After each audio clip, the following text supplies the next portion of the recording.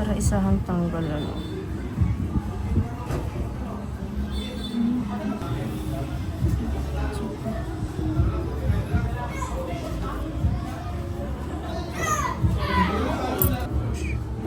Ayan siya oh.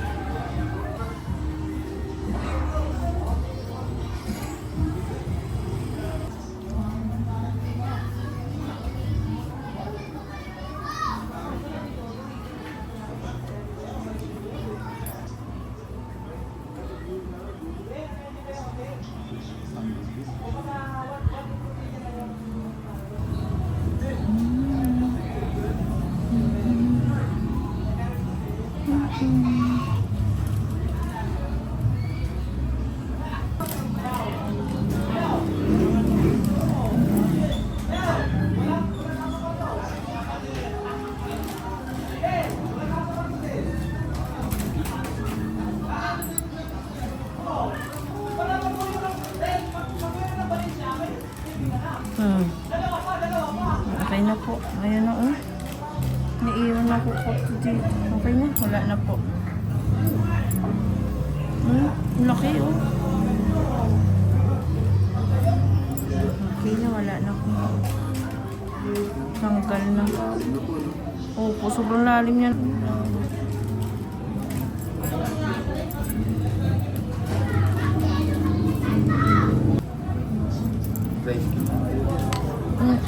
Sakit din po kasi yung dry skin sir eh. Lumapit po sa balat, dapat po po. Opo. Tulad nito si Rocky. Parang pinutulan niyo po ng kuko kaya ayan, tumubo na po dito sa gilid oh. May kuko din po siya.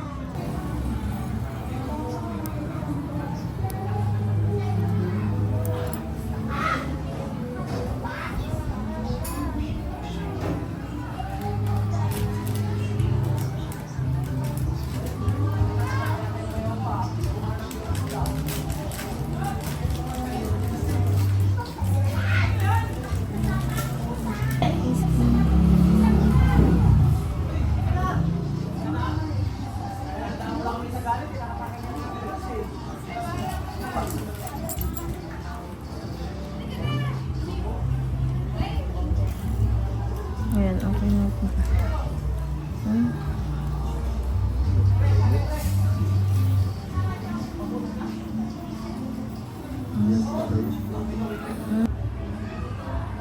Pangasinan kasi nung nagpalit kami sa probinsya.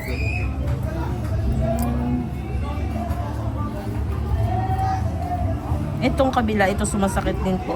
Eh, yan po, hindi naman po. Na hindi masyado. Ayun lang talaga. Kasi grabe dito po sa gilid. Ito. Kayo nga eh, grabe nga po. Part na po yun. Punta ka nga po, ba't biglang nagkaganyan? Tsaka sobrang lalim niya na po. Tsaka hindi nakukuha yung mga kuko na matagal na. Kaya parang sobrang itim niya na sa loob. Kasi mula po nung nagpalinis.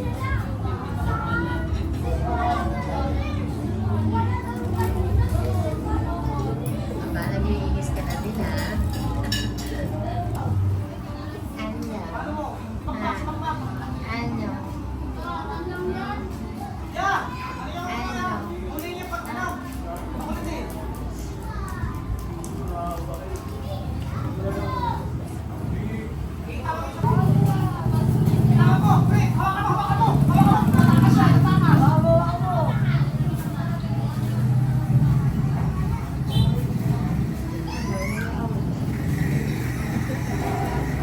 Parang normal na lang po yan eh. Decision niyo yun. Pag masyado kang minahal talaga ng magulang mo, hindi ka talaga binibigyan ng affection, ganyan ang mangyayari sa iyo. Hindi ka natututo sa buhay. Taga dito lang din po ba mismo yan? Di ba taga ano yan siya? Ano may ibanag? Dito sa gitna, sa Formos. Ay! Hindi naman siya ganyan dati eh. Oh, bisyo. Uto-uto.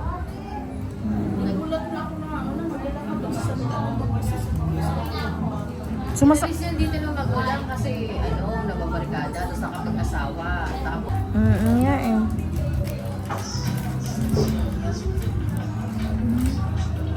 pero nakakakilala pa naman siya. Nakakausap pa naman siya. Kaso nga lang wala na po talaga. Parang hindi na po siya talaga. Anong kulang lang siya sa gamot? Ay, umaangka siya sa mga motor. Ang masama doon, ang dalakot kasi siya ng private car. Yun nga eh. Ilang beses nga naliligaw sa bahay, Kuya Kiko, sabi ko, pumapatol ako sa baliw. Pumapatol-pasok sa bahay. Sabi ko, pumapatol ako sa biluten. Pag ako, Nang hahawak. Wala siya ni Kiko eh. Sabi ko, isa pa pa ganyan-ganyan yan dito. Yung utok, pag-uutok ko yung dalawa. Bakit kasi yan, yung ganyan? Dapat kasi yung magulang talaga yung number one na nag-aamos. Tsaka babae siya. Ginagawa lang siyang laruan eh. Para